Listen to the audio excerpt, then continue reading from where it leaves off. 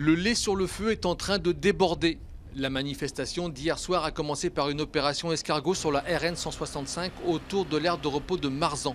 150 agriculteurs à bout de finances, une dizaine de tracteurs, un barrage filtrant pour les camions frigorifiques et une vérification systématique du contenu des remorques pour connaître l'origine des marchandises. On tape souvent sur la grande distribution, mais la grande distribution nous disent qu'ils sont prêts à payer plus cher pour que ça revienne aux producteurs. Mais le problème, c'est que le retour aux producteurs ne se fait pas. Donc à un moment donné, certains maillons de la filière, elle va où la plus-value? Et le retour aux paysans ne se fait pas. Donc aujourd'hui, il y a un certain nombre d'acteurs économiques qui ne jouent pas le jeu.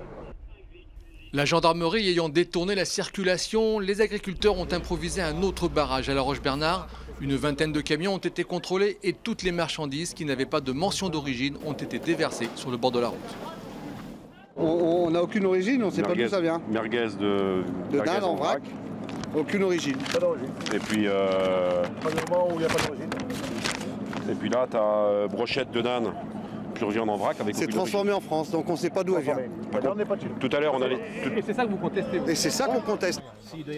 Les viandes estampillées ont été laissées dans les camions, même si ça laissait un goût amer dans la bouche des exploitants porcins. On voit en fin de compte que ces gens-là rendent de la poitrine espagnole pour transformer alors que c'est quelqu'un qui a un abattoir.